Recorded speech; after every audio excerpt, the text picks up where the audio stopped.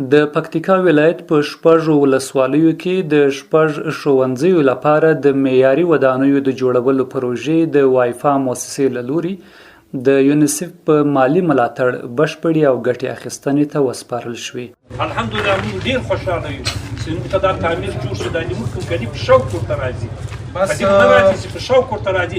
دغه وړې ماشومان دي موږ چې دي دا په شوق ورته راځي. د دغو پروژو پر پلي کېدو شاوخوا 4 میلیونه افغانۍ لګښت راغلی چې موخه یې زده کوونکو ته د خوندي او معیاري زده کړو چاپېریال برابرول دي.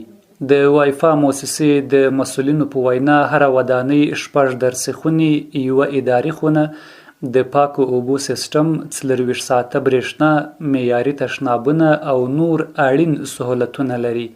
د موسسې استازی وایي ټولې ودانۍ د لوړ تخنیکي معیار او ښه کیفیت له مخې جوړې شوې دي څو زده کوونکي او ښوونکي وکولی شي د اوږدې مودې لپاره ترې په ښه ډول ګټه واخلي. تقریبا 6 مکاتب دي، 4 میلیونه شاوخوا افغانۍ په شاوخوا کې چې مالي لګښت ورباندې راغلی ده.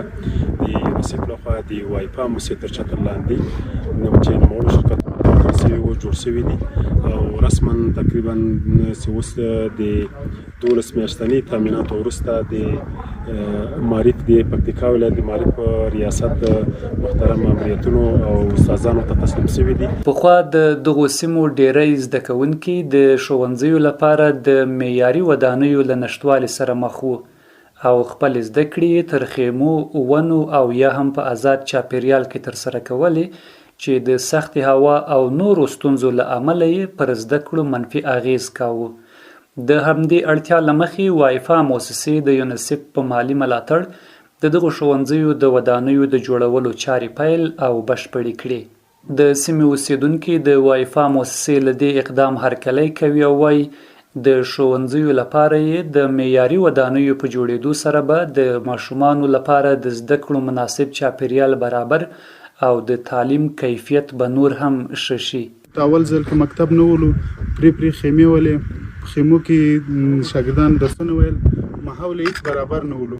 کوم چې اوس د یونیسیف په ډېره مننه کوو چې موږ ته مکتبونه جوړ کړو، شاګردان په ارامه فضا کې په ښه چاپېریال کې درسونه یایي او له بارانه واورې لاړ شي خوندي دي.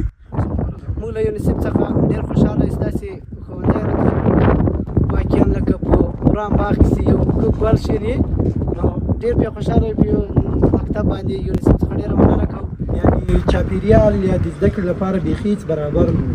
خو کله چې د یونیسیف موسسې د مکتب افتتاح وکوله، شروع یې وکوله، نو دلته یو د زده کړې لپاره یو ارامه فضا رامنځته شوه. یعنې داسې رقم ځای جوړ کړو چې د زده کړې لپاره یو مناسب ځای و او زده کړه چې کومه ده هغه زده کړه اوس خوند کې کوي او دغومره نوره زده کړه نوره پکې زیاتېږي. د پکتیکا د پوهنې ریاست مسؤلین وایي هڅه کوي چې په راتلونکو پروژو کې هغو ټولو سیمو ته لومړیتوب ورکړي چې ښوونځي یې لا هم معیاري سرپناه نه لري. د دوی په وینا د مرستندویه بنسټونو په ځانګړي ډول د وایفا او یونیسیف موسسو په همکارۍ به هڅه وشي چې د اړتیا وړ نورو ښوونځیو ته هم ښکلې او معیاري ودانۍ جوړې شي ترڅو ټول زده کوونکي په مناسب او خوندي تعلیمي چاپېریال کې زده کړې وکړي.